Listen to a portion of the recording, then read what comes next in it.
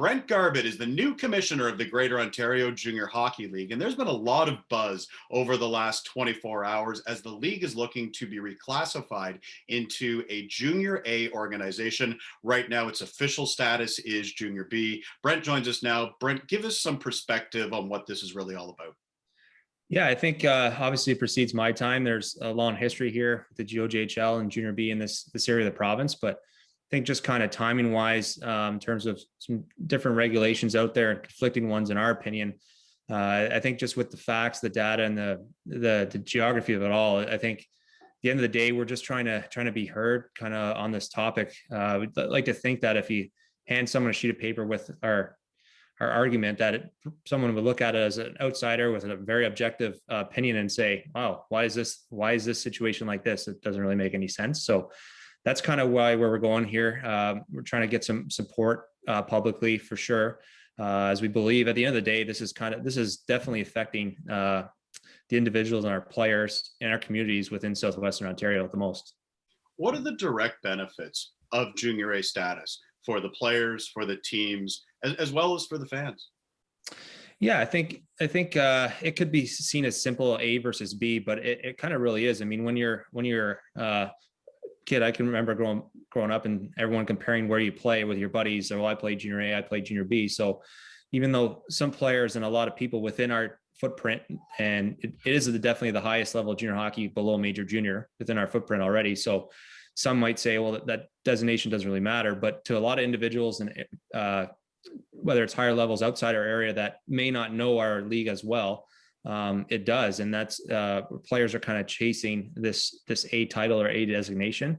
And that's really what we're trying to do, is we're trying to be able to keep our own players, because we have a lot of them and we have a hockey hotbed here for sure, that we want to be able to give them the opportunity to advance their academic pursuits and their hockey pursuits within their area or even at home, and not having to pick up and leave home to do that. Obviously, there's been a lot of talk, like I mentioned off the top, on the social media over the last 24 hours. And you can see that on all the GOJHL channels, Twitter, Instagram, Facebook, as well as their website. Give us some insight into this process now. You've put this out there. It's something you would like to see happen. But what happens next, Brent? Yeah, I think right now we're unsuccessful in being able to meet with our association on this and just kind of have an open discussion of where we want to go.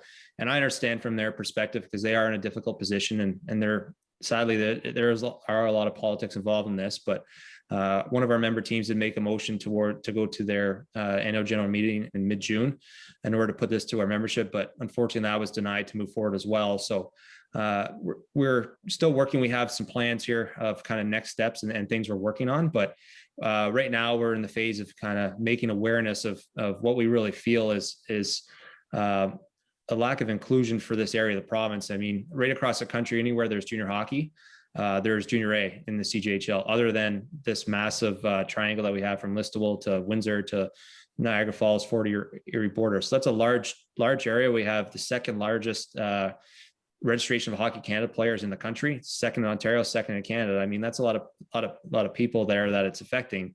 And even though it can be simply come down to it's just a letter, it does mean a lot to our teams and our organizations, especially our players. They want to be seen as Junior A, and a lot of people know our league, and scouts and other levels agree, as you saw Mark Hunter in our press release, that they know we are deserving of being designated as Junior A. Are you positive that this can happen? Are you feeling good about it? What's your gut feel? Because it sounds like you have a few issues that still need to be resolved, but can those roadblocks be overcome in your mind? Yeah, I certainly hope so. I'm definitely positive. For me, looking at it, I've only been on the job a month and a half here. And even though I am very familiar with junior hockey in Ontario, kind of when I see this angle of it, to me, it just jumps out of the page. And I like to think that I'm a pretty objective person. And at the end of the day, it pains me to see that this area is just not having it because of whatever it is. And I know there are agreements, higher levels with CJHL and Hockey Canada, things like that. But my hope is that we can get in a room, whoever it is, and we get it together. And finally, this has been going on a long time for sure, the history of the league. But at the end of the day, I keep reverting back to it. But it's not about me. It's not about even.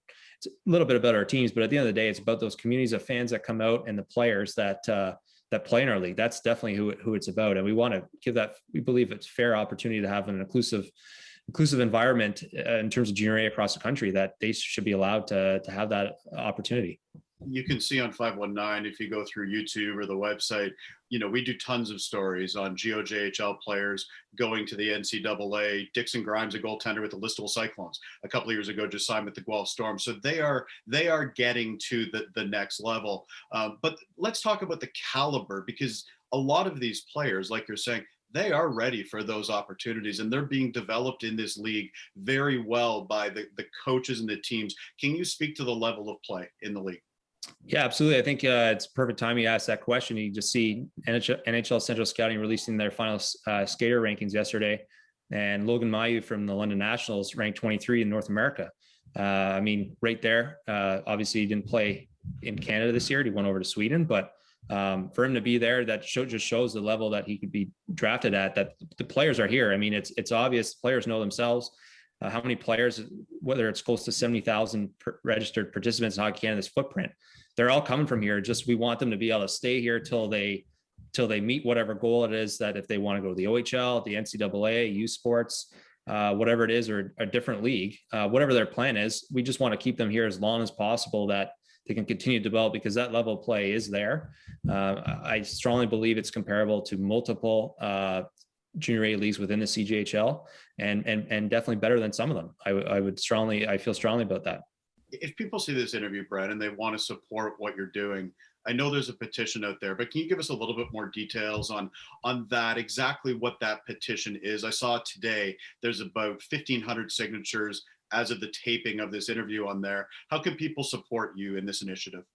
Yeah, for sure. I think the petition is definitely one thing. We want to drive those numbers up to really show that there's this many people, and to have 1,500 already, I think we're very impressed at it within the league and within the teams, and we're going to keep trying to get that message out there. This is just the beginning, to be honest. There's a lot more information going to be coming out that we have, and people coming forward, and we appreciate everyone's support for sure. We definitely want our players to be involved in our communities, our fans. Please go and reach out. And if you have anything you want to say, or any teams or scouts or other leagues who do support our league and are continuously pulling players and advancing players from our league, we like to hear from you. I mean, we need your support, and I've heard from a number of individuals from other leagues already, and we're definitely asking to please speak on our behalf, because if they know that our league is that good, we want them to be able to help join forces and walk with us, talk with us, I guess, to help tell that all the way up to Hockey Canada, just how good the hockey is in our area. And we're more than happy to showcase the players in the GOJHL and the 519 platform. We've had a couple of great years covering this league with our 519 platform. Let's get to the return to play stuff quickly, Brent, because everybody's anxious to get back on the ice.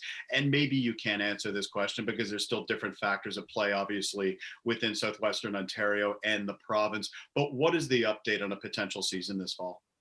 Yeah, I think right now, as last week, Doug Ford announced the opening plan in terms of indoor sport not resuming till probably around July 26th. That probably throws a wrench in things. We have to definitely keep in mind that our elite athletes have been mostly off. Some have skated different frequencies this year, but most of them will be off in terms of high level competition that they're used to for probably close to 18 months since March of last year. So we definitely need to take that in advantage, as many of our teams were hoping to have camps and rookie camps and things like that started June 1st, which is now not possible. So definitely looking towards the fall. We're reaching out right now to see what our team's arena availability is like, because many of them right now are being used for vaccination centers. But hearing Doug Ford's announcement today that just kind of mentioned that they're hoping all adults will be vaccinated before the end of summer, and they're planning to start the second dose for 12 to 17-year-olds, I believe, in August. So that gives me a lot more hope. We're just kind of having to wait and see how all that dust settles before we have an official announcement. But with our annual general meeting coming up here in a couple of weeks, that will definitely be on the agenda and kind of where we go from there. But very hopeful for an early fall start, and we're definitely excited to get back on the ice, as everyone is excited to get doing everything that back to normal, right out of our houses and back to hopefully real life, right? I'll tell you what I miss. I miss being in Listowel on a Friday night and the blankets are on the seats, reserving their seats, full house in Stratford, Sunday afternoons in Elmira. And the league does such a great initiatives, each team, over the course of the season to engage with the fans. And that's my last question for you, Brent. Again, maybe it's tough to answer, but what is the possibility or what are the chances that we're going to see fans in the stands in GOJHL rinks this coming season? Yeah, I really hope so. I hope we could, being optimistic, hopefully we can at least start with fans, period. But hopefully we can start more with them, say 50% capacity or whatever it is. And we'll have to deal with that with the Ontario Hockey Association, Ontario Hockey Federation, and obviously Public Health Ontario and the ministry to see what's acceptable. We are working on some initiatives internally and to make sure everyone feels safe coming back and ability to reserve areas. So you don't have to put your blanket down, even though you might still be able to, even though you're still used to that.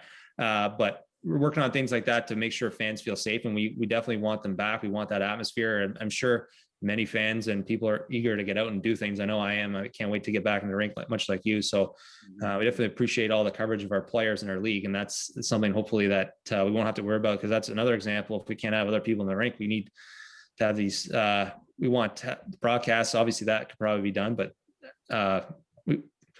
everyone is, especially our players, has missed out on a lot in the last 14, 15 months, whatever the tally is now, right? That hopefully we can come back more than just starting the league, that we can have some people in the building too. We will get there. I know we will get there eventually. If you would like to find out more about the return to play plan, fans in the stands, or take a look at the initiative being presented right now by the GOJHL when it comes to their application looking to become a junior A league, you can find that on their social media at GOJHL on both Twitter and Instagram. They're also on Facebook, and check out their website as well. Great to chat with you, Brent. Really appreciate the time and look forward to working together going forward. Likewise, Darren, really appreciate your time and all the coverage and attention you bring to our league. For more highlights, visit our website, 519sportsonline.ca. Be sure to subscribe to our YouTube channel and follow us on Facebook, Instagram, and Twitter.